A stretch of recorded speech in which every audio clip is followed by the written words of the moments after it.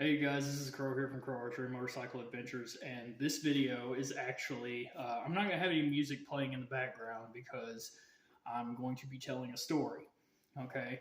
And it's not one that I made up or anything like that. It is literally from one of my favorite games ever made, okay? And the game is Dark Souls. It's the first Dark Souls game.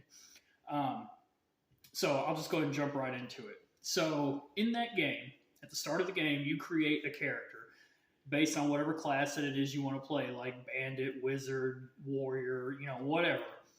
And overall, the gist of the game is the character that you play is an undead, stuck in an undead asylum, which is a prison. What do you know? Okay. And the game starts with a character known as Solaire of Astora opening the top of basically a cubbyhole. He drops a key into the cell that you're sitting in. And so, that key opens up your cell door and you proceed to go on through the game. And the purpose that your character has in the beginning of the game is to travel to this place known as the Kiln of the First Flame to relight the flame, to continue the Age of Fire, to prevent eternal darkness from, coming over the world. All right, and that game is known to be very notoriously difficult. And the game is a journey, not only of, what's the next thing? But the game is a journey of testing your will and your strength and your determination to never give up and to keep trying. Well, eventually in the game, it's actually pretty early game, you come up on a bridge. And there's a knight standing there, and he's staring directly into the sun. And you go up and you talk to him, and he's extremely joyful and really cool and nice and jolly and happy and everything. And he explains to you that he became undead so that he could go out on a quest to find his own son. Not like baby, but son is in literally like sun in the sky.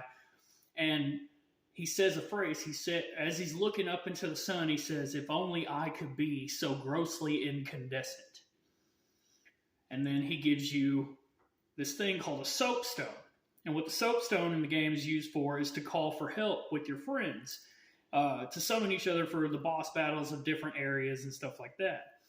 Well, over the course of the game, Solaire, his mind starts to, and his will starts to break down because, as you progress through the game, it's assumed that he has been doing things on his own, trying to find this son.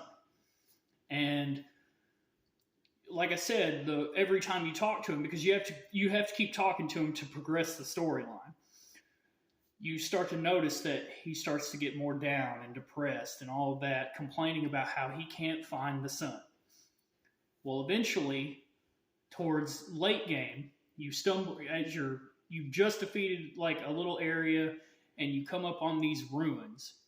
And at the base of this tree, you see Solaire standing there, and he's surrounded by these insects. And one of them is known as a sunlight maggot. And what it is, it's an insect that's a parasite.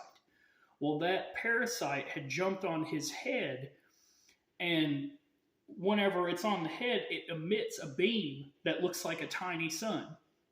And you go up to Solaire, and he's like, "I finally did it. I found my son." Well, it drove him to the brink of insanity to where he attacks you and you have to kill him. Okay? And there's a very, very, very, very important lesson there. And why Solaire of Astora is something that is just a genre-defining character throughout the course of time. He shows you that maybe life isn't all about finding your perfect son, but igniting the sun that's within yourself. And then your character, after you're forced to do that, you go through the rest of the game and you defeat all the bosses and all that, you light the flame and you prevent eternal darkness from taking over the world. And that, oh my God, that's one of my favorite stories ever. especially one of my favorite characters ever created, you know, because that's one of those things that you have to apply to your life is you have to learn about igniting the sun that's within you. It's not about going out and searching for it, because when you're out and searching for it, guess what? It drives you to the brink of insanity and sometimes to death. You see what I'm saying? So I'm going to go ahead and cut it short because overall that was kind of the whole point of why I was even telling this story. But either way, I like you. I love you guys. Like, share, comment, subscribe, hit the bell notification. And also, I'm going to answer another question real quick. This is really important. I had a girl email me asking me to make her a video about why she can't seem to find her person. Because, you know, apparently she's done the work and she told me a little bit about herself and everything. And to me, I got this idea that instead of making a video to describe all of that or to talk about all that, I'm just going to leave a phrase at the end of this one.